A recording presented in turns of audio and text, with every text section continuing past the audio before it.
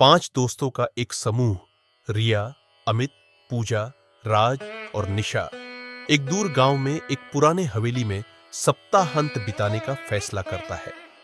उन्हें उस हवेली में रहने वाली आत्मा मंजोलिका की कहानियों ने बहुत आकर्षित किया है। गांव वालों की चेतावनियों के बावजूद वे इन कहानियों को नजरअंदाज कर देते हैं और उत्साह से उस पुरानी हवेली में प्रवेश करते हैं। हवेली के चारों ओर लताएं लिपटी हुई है, दीवारें टूटी हुई है और वहां का माहौल बहुत भयानक और भारी है। हवेली का पता लगाते हुए वे एक कमरे पर पहुंचते हैं जिसकी दरवाजे पर ताला लगा हुआ होता है और एक अजीब सा निशान बना होता है। अमित मजाक में कहता है कि इसे खोलना चाहिए, लेकिन एक बुजुर्ग देखभाल करने वाला उन्हें चेतावनी देता है कि अंदर न जाए। वह बताता है कि यह कमरा कभी मंजोलिका का था, जो एक नर्तकी थी और पागल होकर रहस्यमय परिस्थितियों में मर गई थी। लेकिन उनकी जिज्ञासा बढ़ जाती है और देर रात रिया चुपके से जाकर दरवाजे का ताला खोलने की कोशिश करती है। जैसे ही रिया उस मना किए गए कमरे में दाखिल होती है, हवा ठंडी हो जाती है। कमरे में पुरानी धूल भरी चीजें भरी होती हैं, जिनमें एक टूटा हुआ आईना और मंजोलिका की एक जोड़ी पायल भी होती है। रिया उन पायल की ओर खींचती है और उन्हें उठा लेती है। जैसे ही वह उन्हें छूती है, रोशनी टिमटिमाने लगती है और उसे अचानक ठंडी हवा महसूस होती है। अचानक उसे धीमी आवाजें और हंसी सुनाई देने लगती है। मंजोलिका की आत्मा रिया के शरीर में प्रवेश कर चुकी होती है। अगली सुबह रिया का व्यवहार अजीब हो जाता है। वह चुप रहती है। उसकी चालें असामान्य रूप से बेहद सधी हुई होती है और वह अक्सर ऐसे घूरती रहती है जैसे किसी ऐसी बात को सुन रही हो जिसे और कोई नहीं सुन सकता। रात में वह आंगन में पायल पहनकर नाचती है। उसका चेहरा बिना किसी भाव के होता है, लेकिन उसकी हरकतें बिल्कुल परफेक्ट होती हैं, जैसे वह किसी ऐसी ताकत के वश में हो जिसे वह खुद भी नहीं रोक सकता। बाकी दोस्त चिंतित होते हैं, लेकिन इसे सफर की थकान समझकर नजरअंदाज कर देते हैं। रिया के अजीब व्यवहार से परेशान होकर राज सच्चाई जानने का फैसला करता है।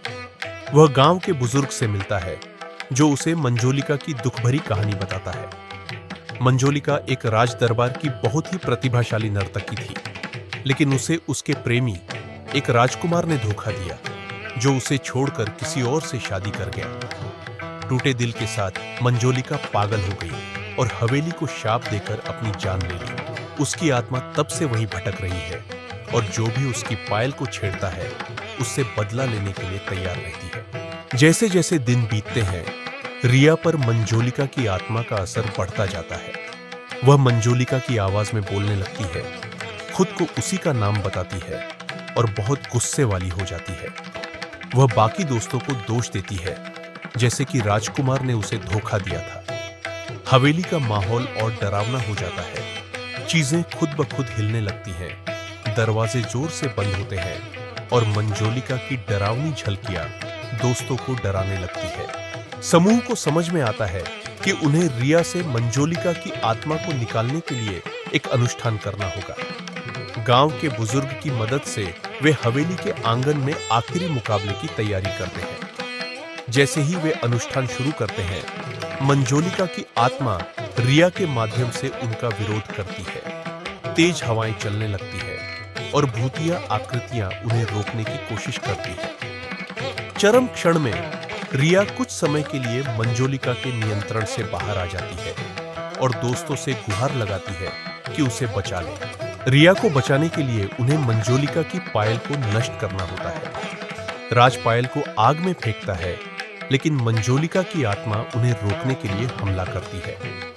आखिर में रिया, जो अभी भी थोड़ी सी मंजोलिका के कब्जे में होती है, हिम्मत दिखाते हुए पायल को पकड़ती है और खुद को आग में फेंक देती है। इससे शाप टूट जाता है, लेकिन रिया अपनी जान कुर्बान कर देती है।